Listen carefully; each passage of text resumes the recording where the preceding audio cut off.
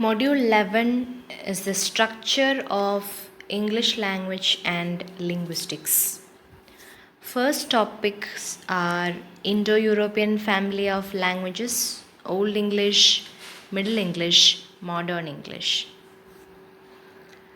So the Indo-European family of languages is divided into 8 branches: Indo-Iranian, Armenian, Greek, Albanian, Italic, Balto-Slavonic, Celtic, and Germanic. Now, all these 8 branches can be classified under two kinds of languages: centum languages and centum languages. Under centum languages, there are Indo-Iranian, Albanian, Armenian, and Balto-Slavonic. Under centum languages, Greek, Italic, Celtic, and Germanic languages. So, Indo-Iranian languages means Eastern Sanskrit and languages of India. Then, under Balto-Slavonic, there are Bulgarian, Russian, Polish, Czech, Serbian.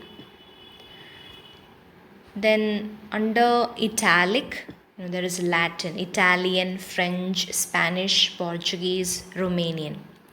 Under Celtic, there are Gaelic, Irish Gaelic, Scots Gaelic, Manx, and Welsh.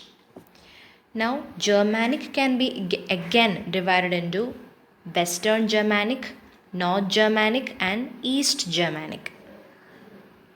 So, under North Germanic there is Scandinavian, East Germanic there is Gothic, and under West Germanic there is Old Low Germanic, Old High German, then Anglo-Frisian. So Old Low German is Dutch, Old High German is German, then under Old Frisian there is Anglo-Saxon, then Middle English, then Modern English. So coming to Old English or Anglo-Saxon, it is an early form of the English language from 600 to 1100 AD, and there were dialects like Northumbrian, Mercian, West Saxon, Kentish. So it is noted for its presence of Latin loanwords followed by Norse elements. Then another noteworthy presence is of Indo-European words. Presence of Celtic elements were also there, Scandinavian, Danish elements in English.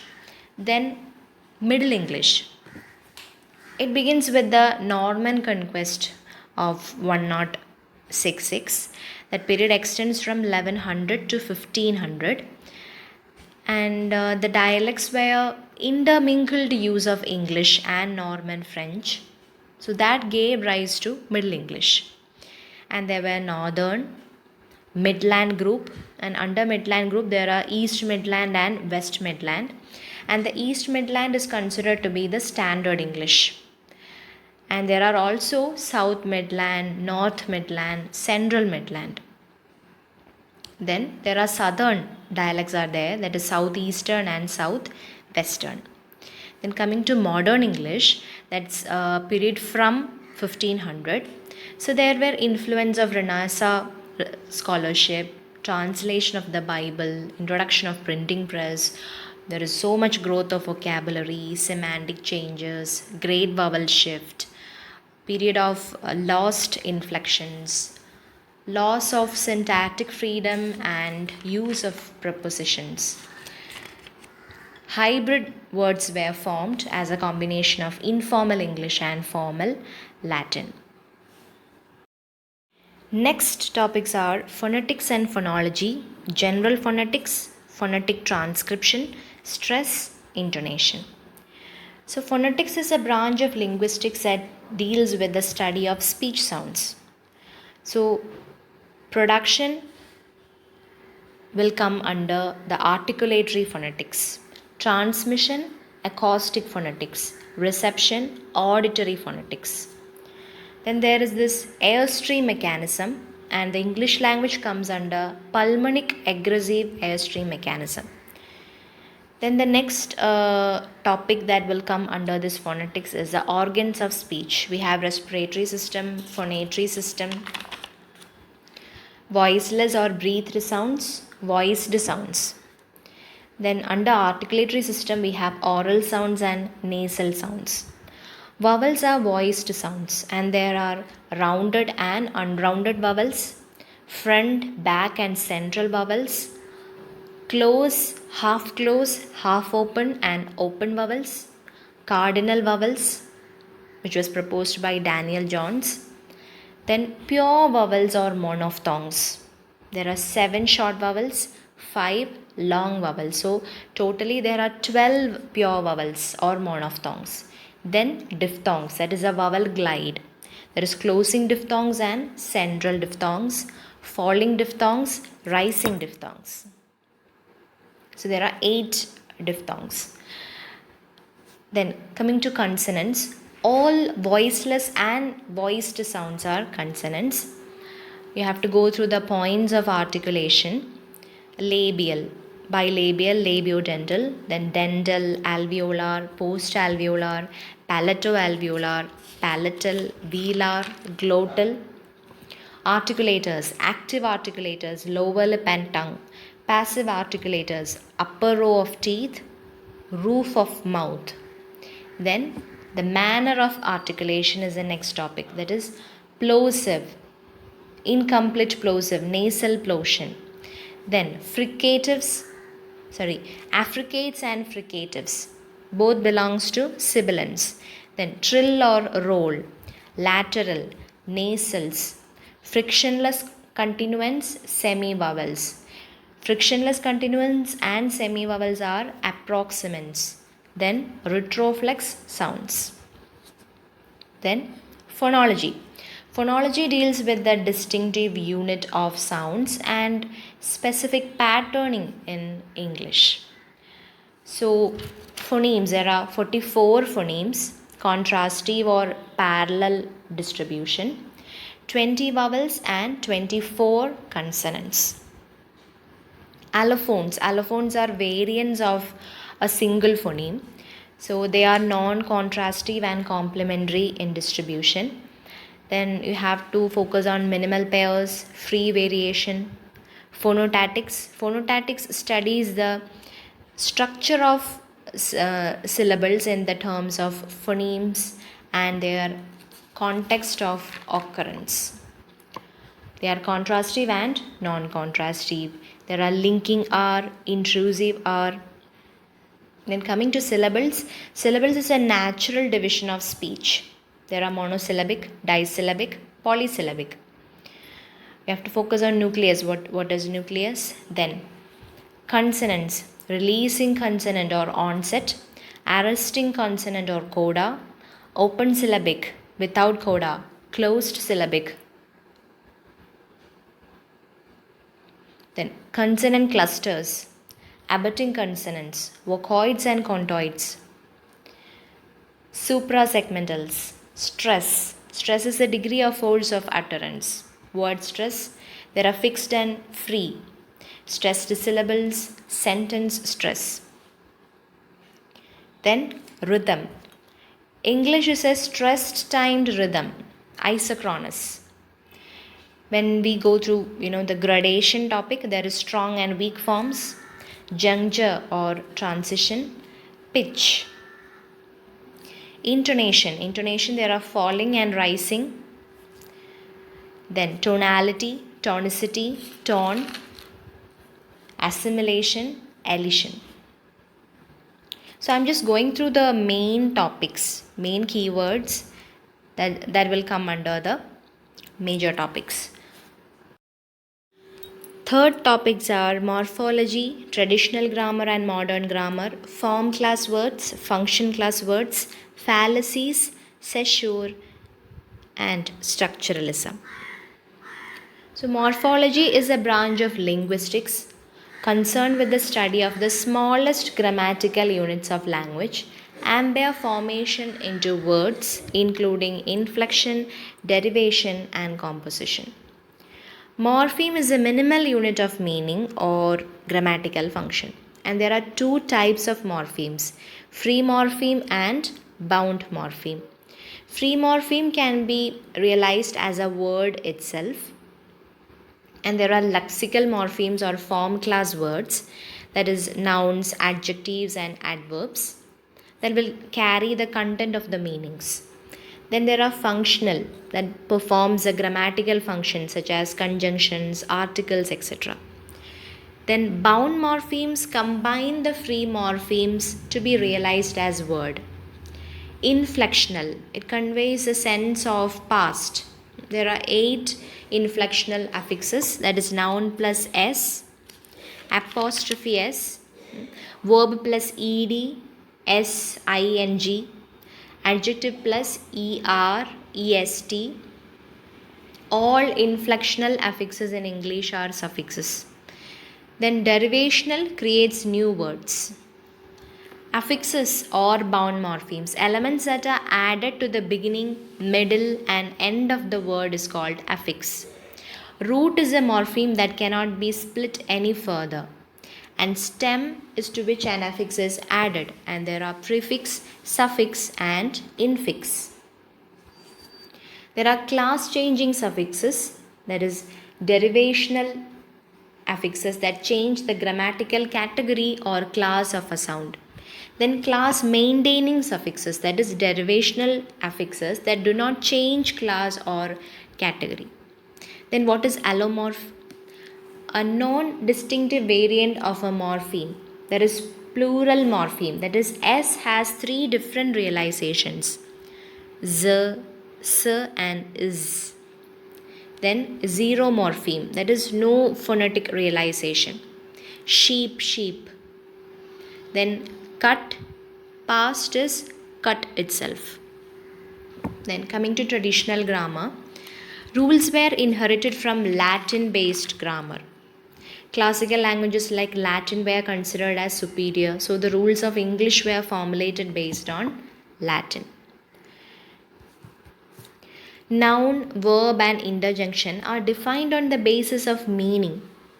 Adjective, adverb, pronoun, preposition, and conjunction are defined on the basis of function.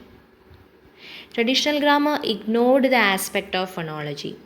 It did not give due recognition to stress, pitch, and intonation. It followed a prescriptive approach instead of being descriptive.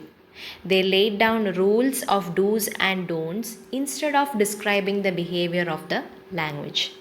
Then coming to modern language, modern grammar, with the advent of structuralist, language began to be described in its own terms and merits. Spoken form of language was given substantial importance. It tried to propose rules and principles that could be applied to any language.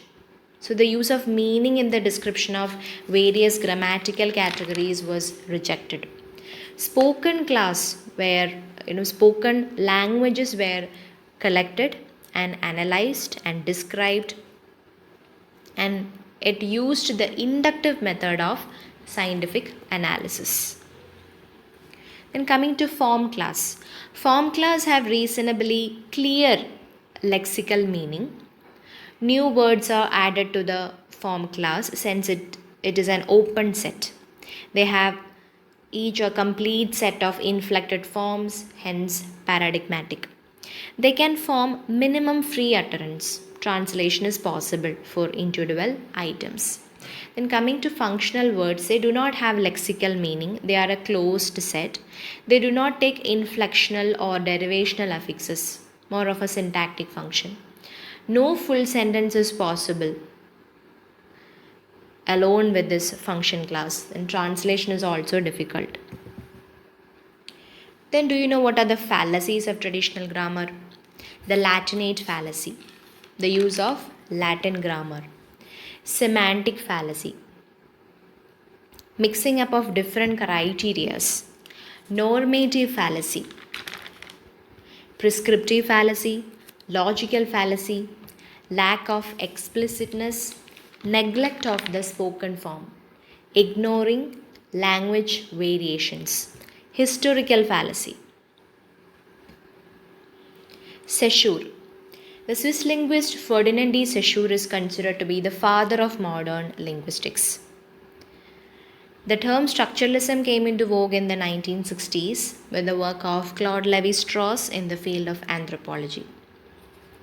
Structuralists insist that individual phenomena are to be studied in terms of their interrelationship and not in isolation.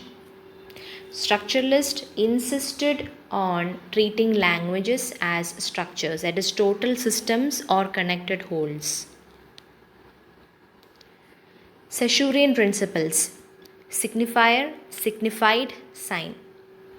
The linguistic sign is an arbitrary linkage between a signifier and a signified. Then lang, parole. Lang is a language system. Parole is a speaking or writing in a language. Then study of language, that is diachronic, that is historical, synchronic, at a point of time. Syntagmatic, horizontal, paradigmatic, vertical relationship of languages. Next topics are syntax, PS grammar, TG grammar, deep structure, surface structure, Chomsky's trace theory, case grammar, systematic stratification, and tacmemics. Foo. Lot of topics. So, syntax. The rules and principles governing the arrangement of words into higher units is technically called syntax. That is the structure of phrases and sentences in terms of words. Syntax is often considered as synonymous with grammar.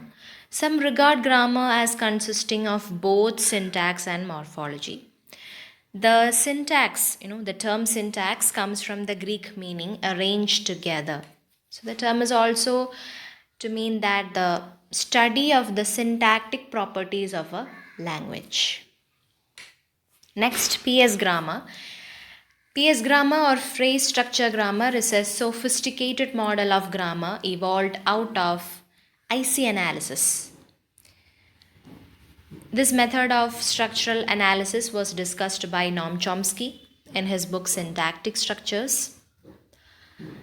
Here, you have to focus on PS rules or rewrite rules. The rewrite rules is a replacement rule in which the symbol of the left of the arrow is replaced by the expanded form written to the right of the arrow.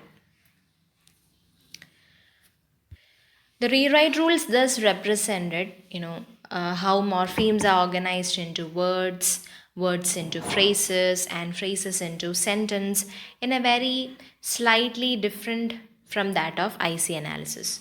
So the final string that we will get is called the terminal string.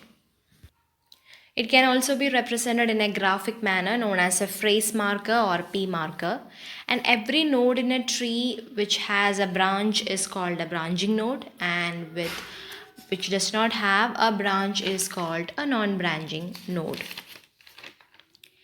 Then TG grammar. As a result of the limitations in the IC analysis and PS grammar, a new model of linguistic analysis was founded by Noam Chomsky called the transformational generative grammar. So TG grammar shows the essential relationship between sentences such as active passive, affirmative negative, declarative interrogative, etc.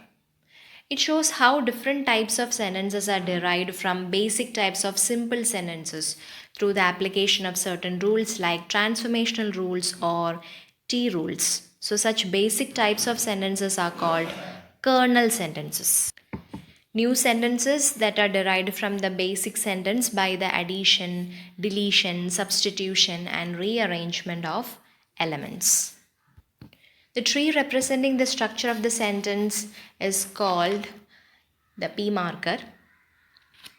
Then there is a transformational component in which the T rules or transformational rules are applied.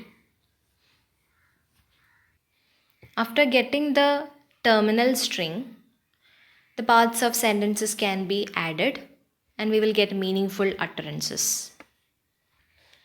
Deep structure determines the semantic interpretation of a sentence, that is, the meaning. Deep structure is an abstract object. It is a structure one assumes on the basis of the meaning of a sentence and its syntax. Then surface structure determines the phonetic interpretation of a sentence, that is, the form of the sentence. It is closer to physical reality in that it correctly specifies a syntactic structure necessary for spoken or written communication. In Chomsky's trace theory, the trace T is defined as phonological zero element, which marks the position of an element that has been displaced by the transformation. Charles Fillmore developed the model called the case grammar. He defines case relations as semantically relevant syntactic relationships involving nouns and structures that contain them. These relationships are universal and form a finite set, and they are called case relations, as distinct from case forms, which are language specific surface phenomena varying from language to language. Case relations are basic, universal, and semantic, while the surface case forms are representable by affixes or other devices of each language. M.A.K. Halliday's systematic grammar aims at a functional approach to the study of a language, that is, investigating how language is used, its purposes and roles, how the form of the language has been determined by the functions it serves. Stratificational grammar is about 1960s, and it was based on the dictum that language is essentially a code, and such it links a set of signals with a set of messages.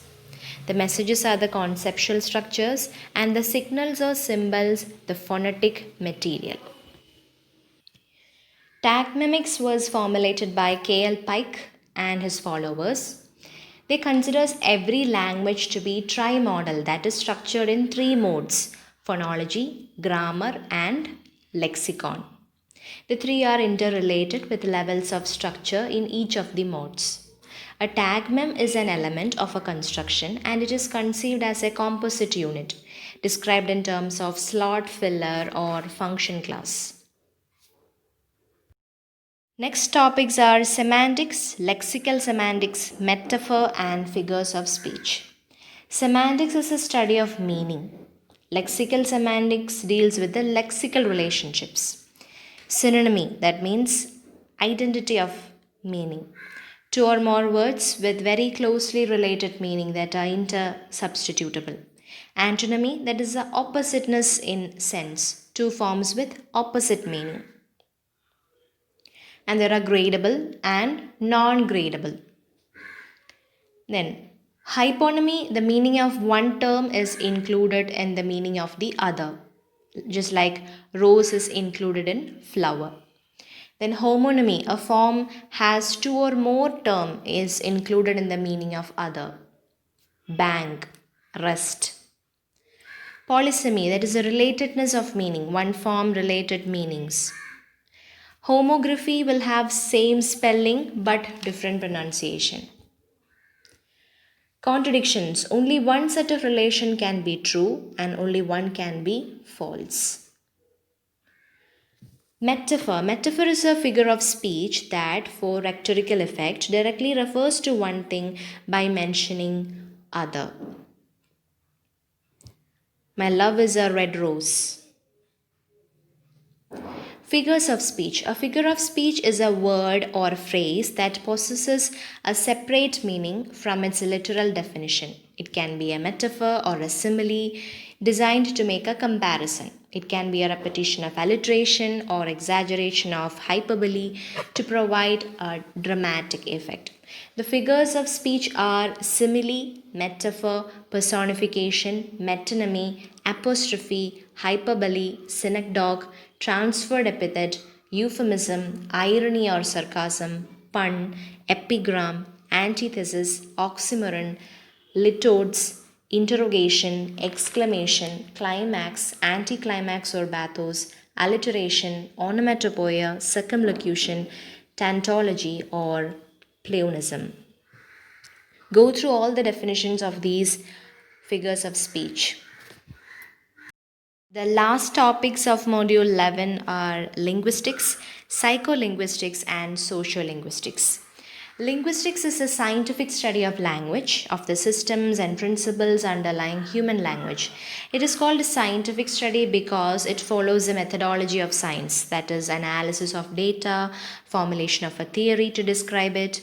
The scientific, after the objective observation collects data, forms hypotheses, analyzes the data, arrives at generalizations or a theory capable of description and prediction, and tests the theory leading to its confirmation, modification, or rejection. Under linguistics, there are again branches like phonetics, phonology, morphology, syntax, and semantics.